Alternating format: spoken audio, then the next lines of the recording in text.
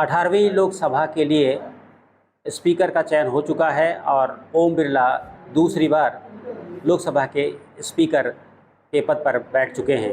हमारे साथ समाजवादी पार्टी के कद्दावर नेता और 2 बार पार्लियामेंट में इलाहाबाद का प्रतिनिधित्व कर चुके कुंवर रेवती रमन साहब हैं। उनसे जानने की कोशिश करेंगे कि ये जो फैसला हुआ है।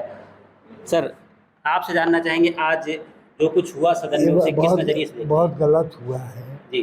देखिए, जब विपक्ष ये कह रहा था कि हम लड़ाएंगे जी या तो सहमति से होता, जी। तो सहमति थी नहीं, तो चुनाव करवाना चाहिए था। ये तो कोई परंपरा नहीं है कि चुनाव विपक्ष के कहने पर भी चुनाव नहीं कराया गया। ये बहुत गलत काम हुआ और बहुत गलत परंपरा भी बनाई गई है। लेकिन सर, भाजपा कह रही है कि परंपरा तो यही रही है कि सर्वसम्मति से वोटिंग ना कराई जाए। जब सर्वसम्मति होता तब तो जी। सर्वसम्मति तो था नहीं।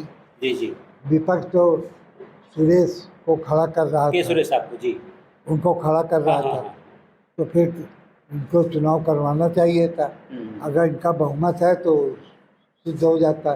जी। ये तो शुरुआती में इन्होंने, लोकसभा के शुरुआती में इन्होंने बेईमानी शुरू कर दिया। आगे इसके क्या कॉन्सिक्वेंसेस देखते हैं आप? इसका कॉन्सिक्वेंसेस होगा कि लोकसभा ठीक से चल नहीं पाएगी, क्योंकि अगर ये परंपरा नहीं मानेंगे तो विपक्ष अब चुप नहीं बैठने वाला है। कुंवर साहब, आप लंबे समय तक पार्लियामेंट में देखा है आपने, क्या इस समय ऐसी स्थितियाँ कभी आई थी आपके संज्ञान में? नहीं, जब भी हुआ सहमति से हुआ है। जी जी। और नहीं तो इलेक्शन हुआ है जी। बिना सहमति के, सर्वसहमति के बिना ऐसे जबरदस्ती नहीं किया गया। सरकार के आगे चलने में दिक्कत आएगी? अरे सरकार ही गिर जाएगी, 6 महीने के अंदर ही सरकार गिर जाएगी। अच्छा अच्छा। जी जी। विपक्ष में राहुल गांधी जी आज गए, बड़े जोश गर्मी के साथ उन्होंने बिरला जी का स्वागत भी किया है और काफ़ी उनका जो उत्साह है वो काफ़ी बढ़िया लग रहा है, अच्छा लग रहा है। आप क्या कहेंगे? राहुल जी को विपक्ष का नेता चुना गया है। राहुल जी को विपक्ष के नेता बनने पर मैं हार्दिक बधाई देता हूँ जी।